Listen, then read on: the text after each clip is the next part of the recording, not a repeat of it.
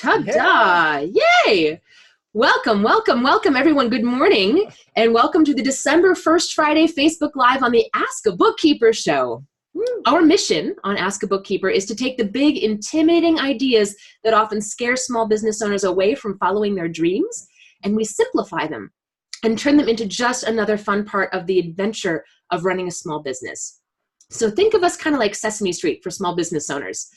Our show is largely crowdfunded, which is why we are not advertising or thanking any sponsors today. So if this information is helpful to you and you want to see the show succeed, please visit askabookkeeper.com and click the button to donate.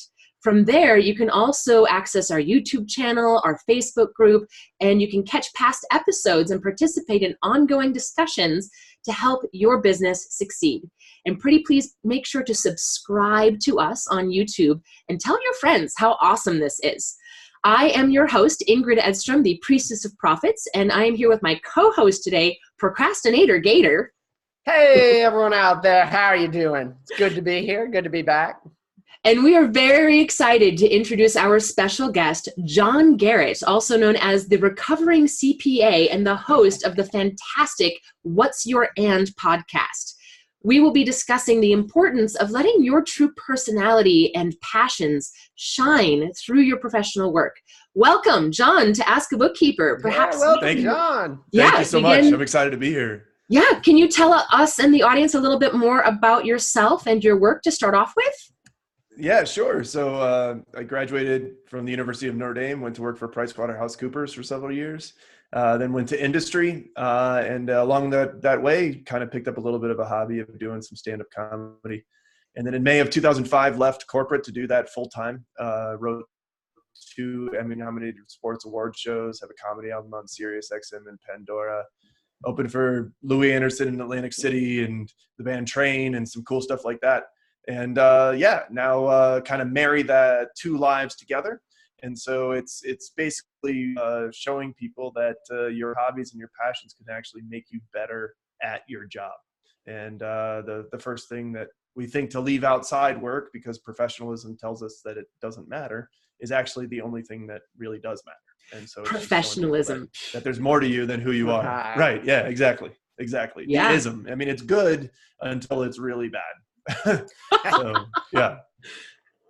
Yeah, that's something it's kind that of like gators, they're really nice until they're not. Yeah, and then they eat you. They mostly just want to lay there and eat food. Sometimes, right, exactly. Sometimes, the food gets mistaken.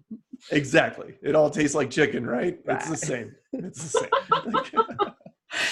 So, yeah. That's something that I notice, especially in the world of accounting, is a lot of times accountants hide behind this professional veneer, and they have very, very like hard line, black and white ideas of what is considered professional and what's not professional. And it's like they can't talk about anything except the numbers. And so when you left accounting and said, you know what, I want to be a stand-up comedian, what was that process like for you?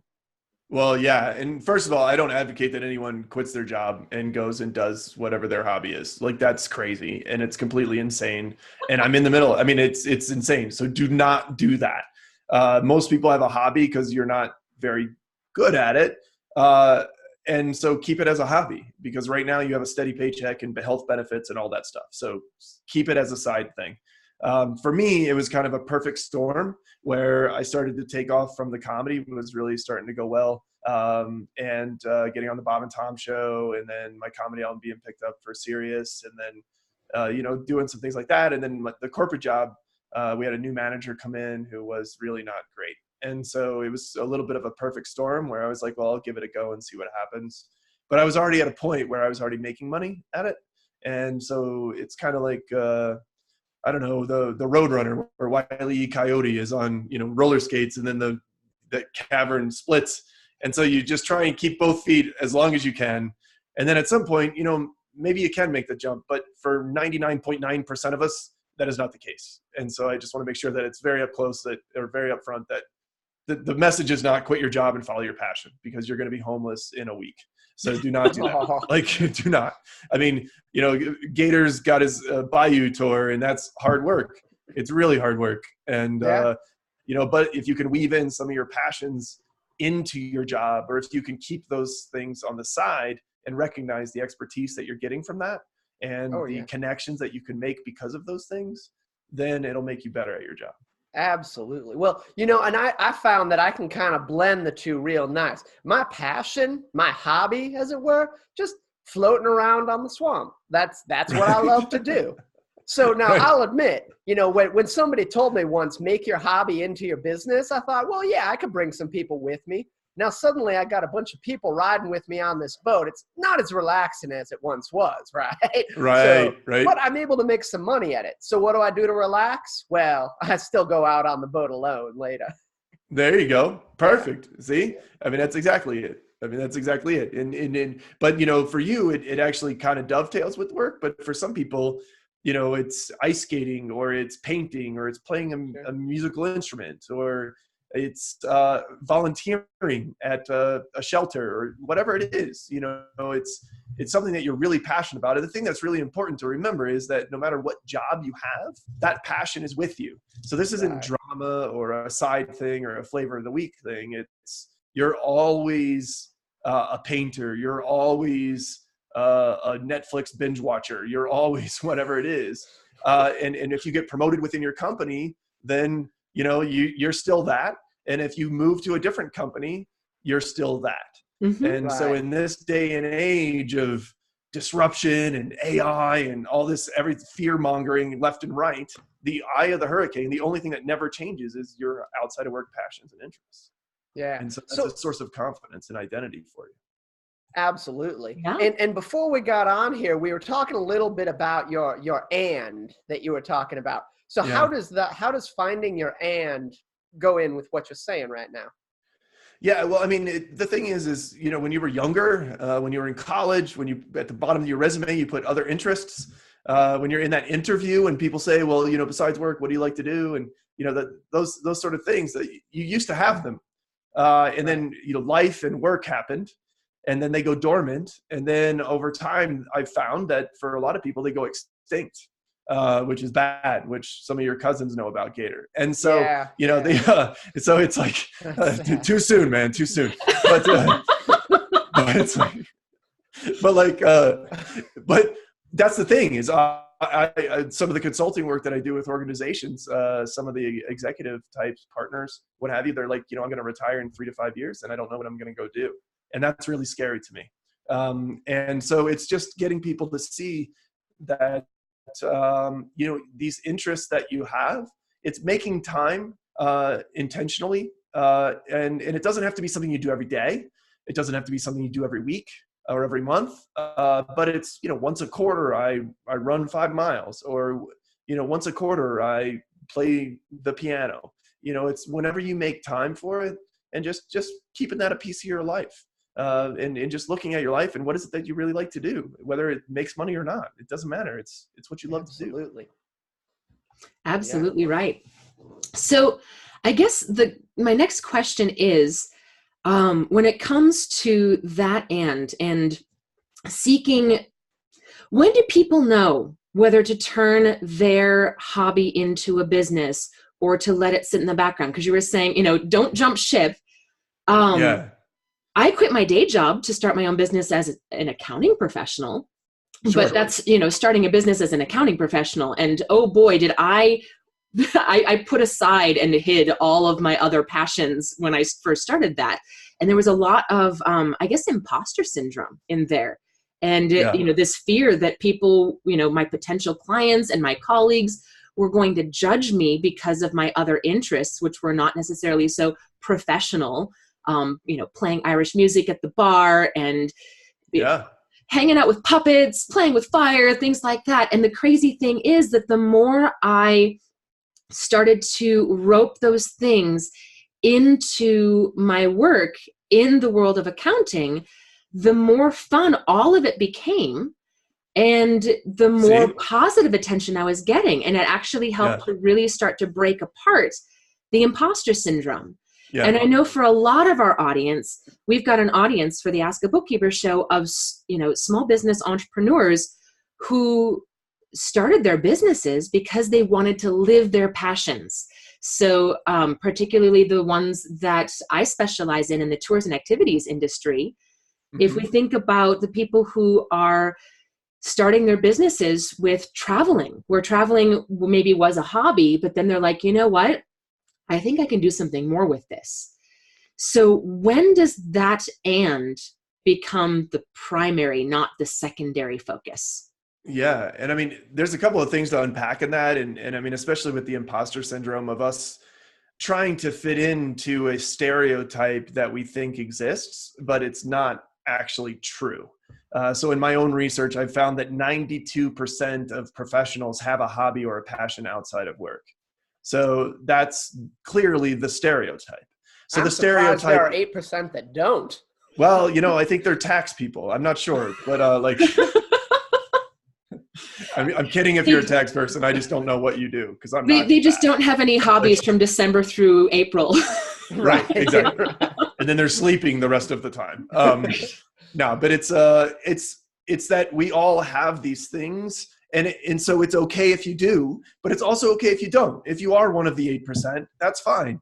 Especially if you own your own business or you started your own business, then yes, that business is going to be a passion of yours. And it's going to consume a lot of time, but you have to make time for other things. I mean, I have my own consulting organization, firm, whatever you want to call it, and speak a lot as well. And I make time for watching college football. I make time for when I'm traveling to go to the local ice cream place, and because that's my thing. Like, I just love ice cream. I love college football. I go to concerts. I love music.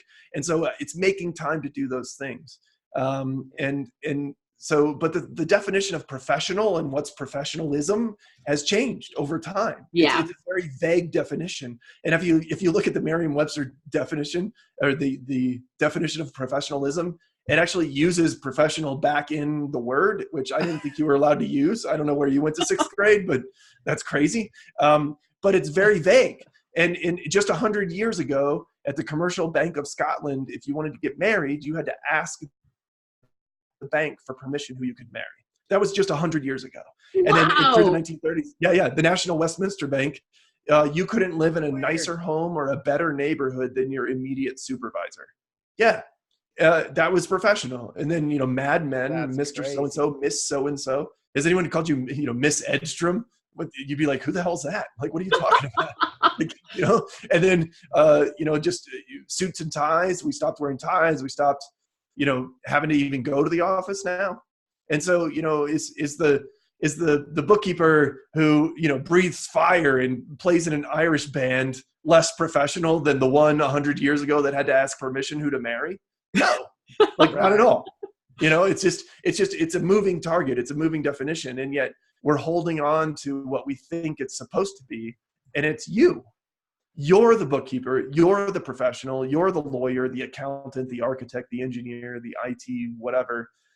It's you. So be you. You're the manager. You're the owner. You're the CEO. You're the CFO.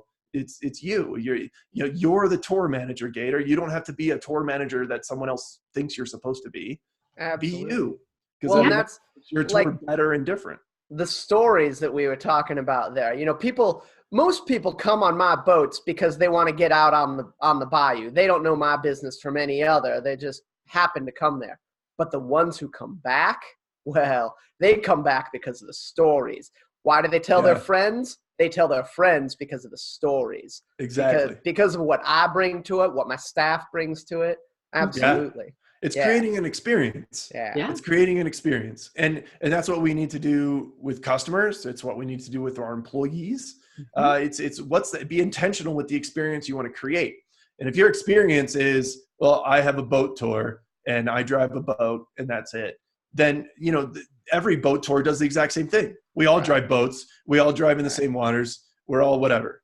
But, the experience that, you can text your friends and tell them to go do a cool trick, that kind of experience that you can create, is different than everyone else. And when it comes to like a bookkeeping firm, I mean, you could throw a football and hit 100 bookkeepers that do the exact same work, but how do they, what's that experience that they create for you?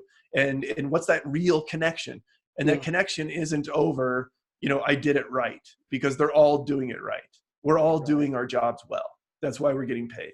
Yeah. but who's creating that experience and creating that sticky relationship? And it's really hard, to get back to your original question. I pulled a politician move on you and just answered. There was a lot to it, actually, to be honest. It was a big question. But yeah, that's a good question. I'll answer this one. But when to make that jump, and that's hard, because it depends on everyone's situation.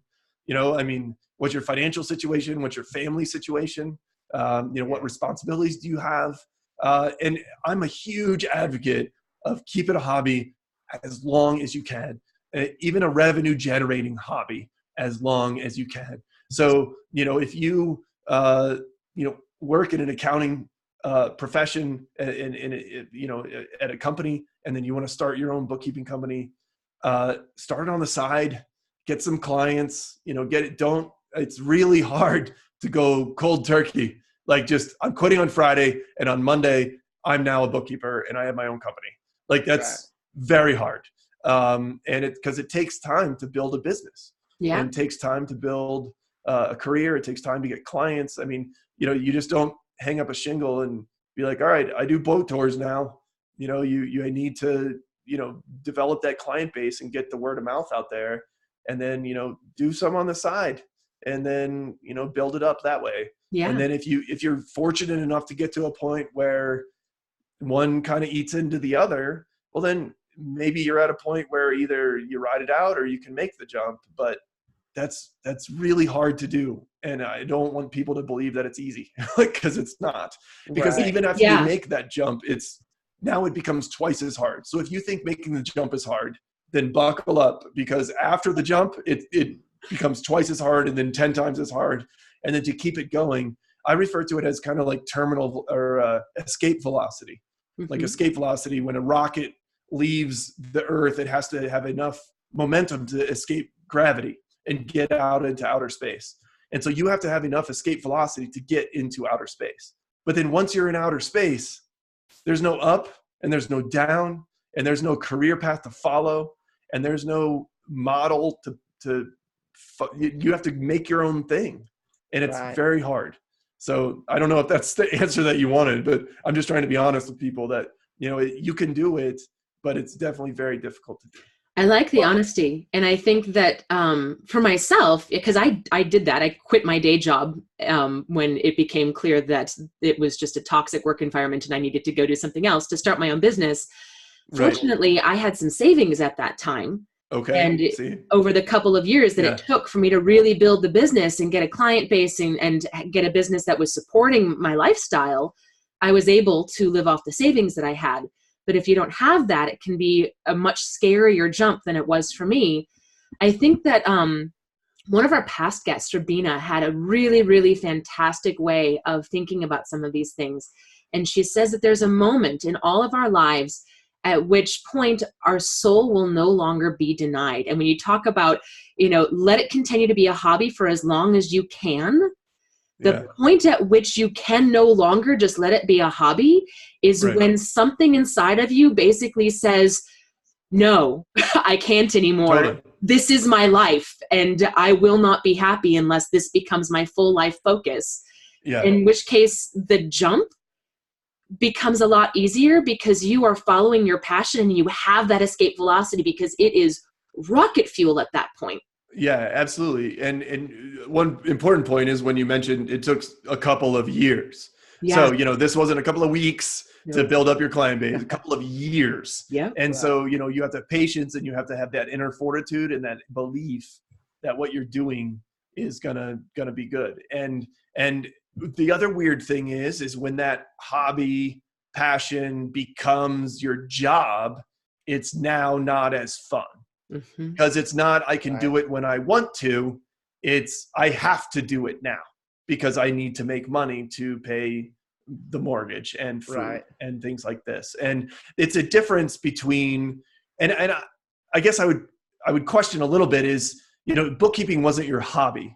You had other hobbies. So you're not quitting your accounting job to go be in an Irish band for a living. You're not quitting your accounting hobby for that, or your accounting profession job for that. You're quitting it to go do another profession. So there is a little bit of a difference there. But yeah, if it's a hobby, it becomes not a hobby anymore when it's your job. And it becomes very different. And it feels different. And, you know, because right now, you know, if somebody likes to golf, well, they just golf when they feel like it, and it's fun and it's enjoyable. But if you're a professional golfer and you have to go practice, you have to go out there, you have to play every day, you have to be doing that you have to be doing that all the time. And then if you don't win, well, then that stinks, and you got to, you know, that's how you make money. And so it's a different thing. It really is. Taking a hobby and making it a profession is a really hard thing. So God bless anyone who's done it, for sure, you know, for sure. Well, and I would say reaching that escape velocity, if your business that you're trying to build isn't based in your hobbies, you were talking about how it takes a lot of energy to build up that escape velocity. I'd say having those hobbies is a great way to let yourself recover a bit and regain that energy that you need to reach that. Yeah. Totally. I mean, it's a great way to escape. It's a great way to, I mean, so many people that have interviewed on the podcast, have just shared how it's an escape. You know, it's a good release, uses a different muscle group, a different brain muscle group. It's balancing. It's creative. I mean, you know, Ingrid's music is very creative relative to bookkeeping. Creativity in bookkeeping is a little bit frowned upon. But when it comes to music now. Right. Yeah. But, you know, I mean, it's just, you know, when it comes to the work product, you know, that's very black and white, for the most part. But, you know, when it comes to music and, you know, you have solos and you have, you know, creating things, you know, that's use a completely different muscle group and different memory. Right. So, we have just a handful of minutes left, and I want to, first, I guess, check in about the podcast, the What's Your End podcast, because we were talking about stories and the importance of the stories. If you had to pick one or two of the amazing stories that you've heard on your podcast, can you give us a couple highlights? Oh, wow. Yeah, well, I mean, it's interviewing professionals that have a hobby outside of work. And so it's been so fun just hearing from so many variety of people. I mean, somebody that makes her own kombucha at home, or a guy that makes ships in a bottle, or somebody that has his own custom menswear designs, suits and all that stuff. But that's on the side. But one of my favorite ones is Rebecca Burnick, and she has a consulting firm in Chicago called Office Heads. And she, at one point, held the land speed record for vintage motorcycles, like on the Salt Flats in Utah. Wow. Yeah. And she was also a backup dancer in Prince's music video for Purple Rain. And it's like, wait, what? Like, that's crazy, right? I mean, and yet she has Office Heads, you know. But the really cool thing that she's done is, because of her motorcycle racing, it's actually in the back of her website, like for Office Heads, the firm. If you scroll through the WordPress site, the back of there's pictures of her on her motorcycle racing there. And if you go to her office, she has motorcycle pictures and paraphernalia all over the place. So everyone knows that she races motorcycles, and that's what it is. She's not hiding it. It's everywhere. And people that like motorcycles gravitate towards her more than someone else that can provide the same service. Yeah. You know, and that's the thing, is you create those connections with your clients and your employees that are so much stronger. And that's where it's at. And actually, I read recently that hierarchy of needs, the modern day version, right below food, water, and shelter, is connection, human connection. Oh yeah. And Absolutely human connection doesn't happen because you are the best at debits and credits, or you're the best at driving a boat. Like, no one cares. It's you. What do you love to do? Like, you're doing that so then you can go do cool stuff. Like, you know, accounting isn't your passion for 92% of people. It's something else, but you're good at accounting, and you do it so you can have money to go do the cool stuff that you actually want to do. Well, and how can we connect with people more effectively through our work? By letting those inner passions shine through. Why take on a customer that you don't connect with on a human level also? Totally. It's not just all about the money. How can we make our work more fulfilling by bringing our passions into it? And I think that that is one of the big things that people often forget about and mistake is, having Procrastinator Gator on the call with us. One of the main reasons why people procrastinate in their work is because they're missing that passion, that jet fuel, and because of imposter syndrome. They're afraid someone's going to call them out as a fraud if they discover who they really are behind the accountant, behind the attorney. Totally. And they let it lag. They are afraid to pursue things, or especially if you are in an artistic career, such as if you're an author or a podcast, that imposter syndrome can be really overwhelming for anyone who has read Amanda Palmer's book, The Art of Asking. She gets really deep into that. And it's huge. And these are things that we cannot delegate. Sorry, delegator, there isn't a way to just delegate who you are away. We have to find ways past this. And the way past it is to be more authentic, transparent, vulnerable, and put yourself out there. Totally. Your vulnerabilities are your strengths. I mean, that's the only differentiator. And, and when you say they, I mean, that's me. I mean, I was the same way. I mean, I look at my last resume before my resume, and it's just full of look how good I am and how smart I am. I mean, work experience, education, all that. And it's the same as everyone else. Oh, great. You're a CPA with work experience. Awesome. So is everyone else in this room. And then, but at the bottom is, big brothers, big sisters, and professional stand-up comedian. And it's like, oh, so you go into an interview and that's what they talk about is those last two lines. And because that's the thing is we want to create those connections with people, and the imposter syndrome is huge. I mean, it's big for me almost every day is, who am I to tell someone how to better run their company or better live their life or whatever. But then it's my story, and it's the 300 episodes of interviewing people's stories. It's Ingrid's story. It's Gator's story. It's all of our stories. That's what gets me over that, and lets me see that no, what I'm doing is good and right, and that once, like you said, once you let those hobbies and passions into your thing, they're not distractions anymore. They're enhanced, and it's like pouring gas on a fire, and it's just a good fire. And it just really opens up so many more things, and your world becomes color. It's black and white and gray and dull. And then you bring those passions in, and you bring some emotion into work. Whew, man, it's the sky's the limit there. It's really beautiful. Amazing. I love what you said earlier about your vulnerabilities are your strengths. That's profound. I like that a lot. I mean, like Gator, like you can't scratch your nose because your arms are T-Rex style, but I just hit myself in the eye. See, but you being a Gator makes you an amazing boat tour operator. Oh yeah, in the bayou. So suddenly and you just get a special kind of boat steering wheel that you're able to actually drive. But exactly. I use my tail mostly. See, there you go. And it's like so those vulnerabilities are actually enhancers and make you good and better at what you do. Right. So I want to do a quick shout out to Jennifer, who's commenting on Facebook. She says, exactly, that's why I will never be a chef. And she also said very true to one of the other pieces that we said. So thanks, Jennifer, for participating in the conversation. We love it when people comment during the show. I had a couple of chefs or people that were chefs and are now in accounting or law that have been on the podcast as well, which has been really cool to just learn how there's a phrase, mise en place, where everything is in its place in the chef world. Yeah. And in accounting, it's exactly the same thing.